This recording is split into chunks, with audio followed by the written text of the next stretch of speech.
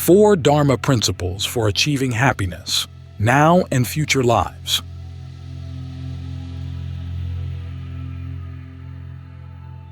Buddha, with his profound insight and deep understanding of life, always focused on the immediate happiness of his disciples when he taught. His teachings were not only practical, but also could be applied instantly, yielding immediate results. He steered clear of vague and abstract philosophies, instead offering specific and useful guidance for everyday life. In the Aṅguttara Nikāya, there is a story about Dīghajāṇu, a man from Koliya, who approached the Blessed One to ask about the path to happiness. This discourse is numbered an 8.54.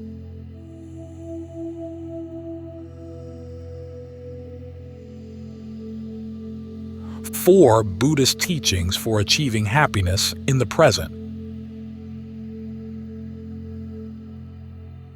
I have heard that on one occasion the Blessed One was staying among the Kolayans. Now the Kolayans have a town named Cakkarapada. Then Dīghajāṇu the Kolayan went up to the Buddha, bowed, sat down to one side, and said to the Buddha, "Sir, we are lay people who enjoy sensual pleasures and living at home with our children. We use sandalwood imported from Kasi. We wear garlands, perfumes, and makeup, and we accept gold and money. May the Buddha please teach us the Dhamma in a way that leads to our welfare and happiness in this life and in future lives." The Blessed One said, "Bhayagapaja, these 4 things lead to the welfare and happiness of a gentleman in this life." What 4? Accomplishment in initiative, protection, good friendship, and balanced finances. And what is accomplishment in initiative? It's when a gentleman earns a living by means such as farming, trade, raising cattle, archery, government service, or one of the professions. He understands how to go about these things in order to complete and organize the work. This is called accomplishment in initiative. Thus, the Buddha taught that a householder must choose a profession to earn a living. Once the profession is chosen, one must maintain proficiency in it, being skilled enough to perform it well and also able to instruct others in it. This is the prerequisite for a householder, to have a skilled profession to support oneself and one's family. In this profession, one must be adept and proficient, capable of both performing the work and teaching others to do it.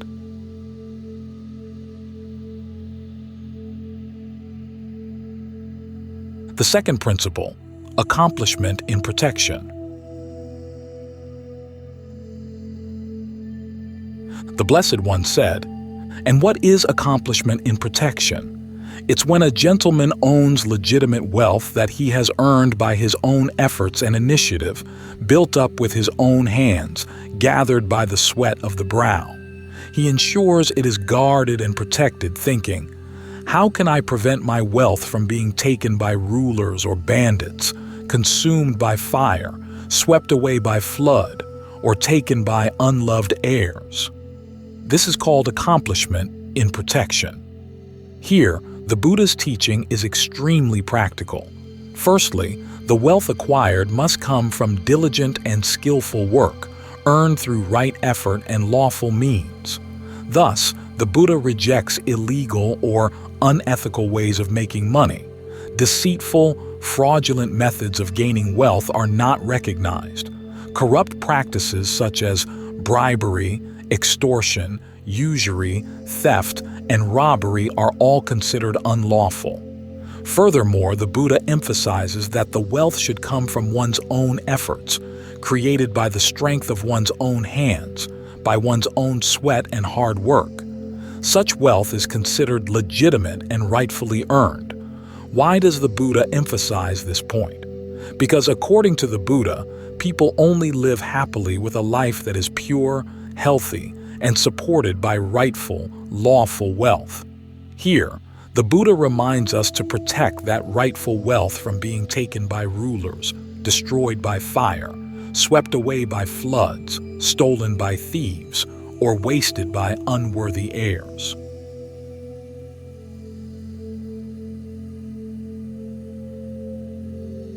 The third principle, accomplishment in good friendship. The Blessed One said, "And what is accomplishment in good friendship? It's when a gentleman resides in a town or village, and in that place there are householders or their children who may be young or old but are mature in conduct, accomplished in faith, ethics, generosity, and wisdom. He associates with them, converses, and engages in discussion, and he emulates the same kind of accomplishment in faith, ethics, generosity, and wisdom. This is called accomplishment in good friendship."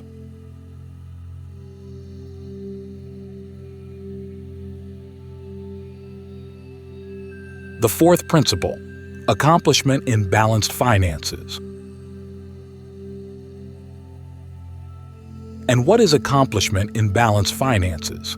It's when a gentleman, knowing his income and expenditure, balances his finances, being neither too extravagant nor too frugal. He thinks, "In this way my income will exceed my expenditure," not the reverse. It's like an appraiser or their apprentice who, holding up the scales, knows that it's low by this much or high by this much. In the same way, a gentleman, knowing his income and expenditure, balances his finances, being neither too extravagant nor too frugal. He thinks, "In this way my income will exceed my expenditure," not the reverse. If a gentleman has little income but an opulent life, people will say, "This gentleman eats their wealth like a fig eater." If a gentleman has a large income but a Spartan life, people will say, "This gentleman is starving themselves to death." But a gentleman, knowing his income and expenditure, leads a balanced life, neither too extravagant nor too frugal, thinking, "In this way my income will exceed my expenditure," not the reverse. This is called accomplishment in balanced finances. These are the four drains on one's store of wealth: being debauched in sex, being debauched in drink, being debauched in gambling, and having evil people as friends, associates, and companions. Just as if there were a great reservoir with 4 inlets and 4 drains, and a man were to close the inlets and open the drains, and the sky were not to pour down proper showers, the depletion of that great reservoir could be expected, not its increase. In the same way, these are the 4 drains on one's store of wealth: being debauched in sex, being debauched in drink, being debauched in gambling, and having evil people as friends, associates, and companions. These are the 4 inlets to one's store of wealth: not being debauched in sex, not being debauched in drink, not being debauched in gambling, and having admirable people as friends, associates, and companions. Just as if there were a great reservoir with 4 inlets and 4 drains, and a man were to open the inlets and close the drains, and the sky were to pour down proper showers, the increase of that great reservoir could be expected, not its depletion. In the same way, these are the 4 inlets to one's store of wealth: not being debauched in sex, not being debauched in drink, not being debauched in gambling, and having admirable people as friends, associates, and companions. These are the 4 things that lead to the welfare and happiness of a gentleman in this life.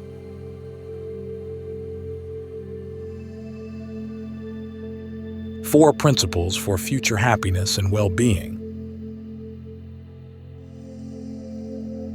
The Blessed One said, "These 4 things lead to the welfare and happiness of a gentleman in future lives." What 4? Accomplishment in faith, ethics, generosity, and wisdom.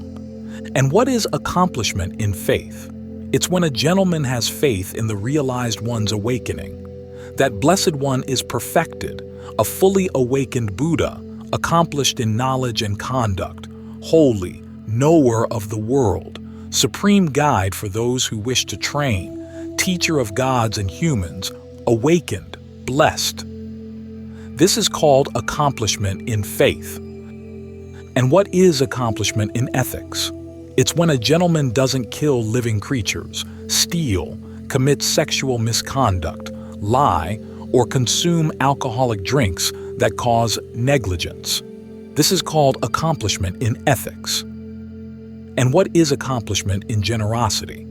It's when a gentleman lives at home, rid of the stain of stinginess, freely generous, open-handed, loving to let go, committed to charity, loving to give and to share. This is called accomplishment in generosity. And what is accomplishment in wisdom? It's when a gentleman is wise. He has the wisdom of arising and passing away, which is noble, penetrative, and leads to the complete ending of suffering. This is called accomplishment in wisdom.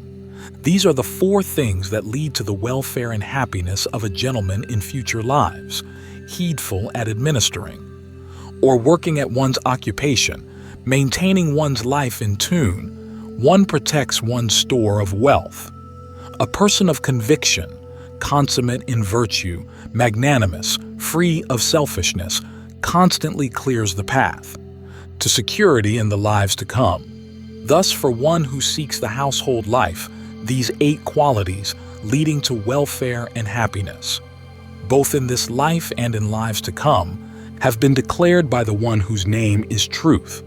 And this is how, for householders, generosity and merit increase.